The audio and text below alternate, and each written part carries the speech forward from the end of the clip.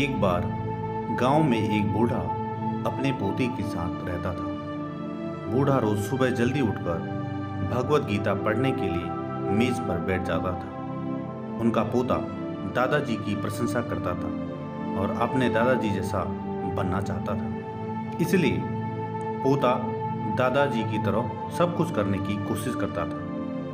एक दिन पोता अपने दादाजी के पास गया और कहा, दादाजी, मैं आपकी तरह रोज मेज पर बैठकर भगवत गीता पढ़ता हूँ, लेकिन मुझे इसे ज़्यादातर समझ नहीं पाता हूँ और जो कुछ भी समझ पाता हूँ किताबें बंद करने के साथ साथ मैं उसे भूल जाता हूँ। अगर मैं जो पढ़ता हूँ उसे भूल जाता हूँ तो भगवत गीता पढ़ने से मुझे क्या लाभ होता है।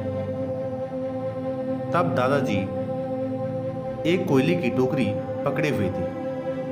वह पोते की तरफ देखा और उसे कोयले की टोकरी देते हुए कहा, नदी पर जाओ और मेरे लिए एक टोकरी पानी लेकर आओ।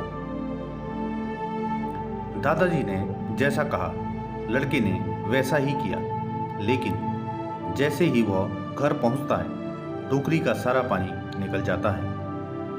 दादाजी ने मुस्कुराते हुए कहा, वापस पानी लेने के लिए नदी में जाओ और फिर से कोशिश करो, लेकिन इस बार थोड़ा तेज चलने की कोशिश करना। लड़का मान गया और इस बार नदी से पानी लेकर जल्दी घर पहुंचने के लिए तेज भागा, लेकिन इस बार भी घर आने के बाद दादाजी ने देखा तो टोकरी खाली थी। दादाजी ने पोते को फिर से कोशिश करने के लिए कहा, लेकिन हर बार रास्ते में टोकरी से पानी निकल जाता था और टोकरी खाली हो जाती है। लड़का थक गया और अपने दादाजी से कहा,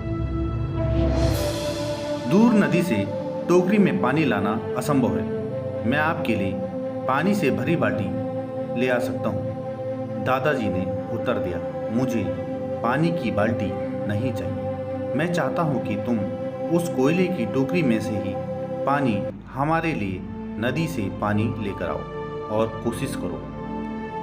लड़का जानता था कि यह असंभव है, लेकिन उसने अपने दादाजी की बात मान ली और फिर से कोशिश की। इस बार लड़का जितनी जल्दी हो सके दौड़ा, लेकिन फिर से टोकरी खाली थी। लड़का थक गया और उसने अपने दादाजी को कहा, हो दादाजी, इस टोकरी से नदी में पानी लाना असंभव है।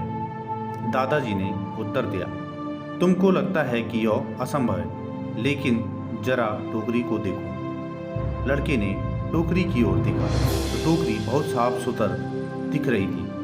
उसने देखा टोकरी से कोयले के सारे दाग हट गए हैं। अब कोयले की टोकरी अंदर और बाहर से साफ हो गया था। दादाजी ने कहा, तुमने देखा कि टोकरी अब सारे दाग मुक्त हो गया।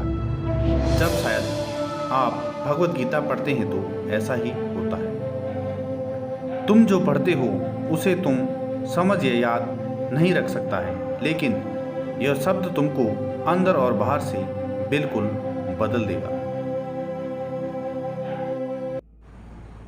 दोस्तों, इस कहानी से हमें शिक्षा मिलती है कि भगवत गीता भी हमारे अंदर ज्ञान का भंडार कैसे भर देता है और हमारे जीवन को सफल कर देता है।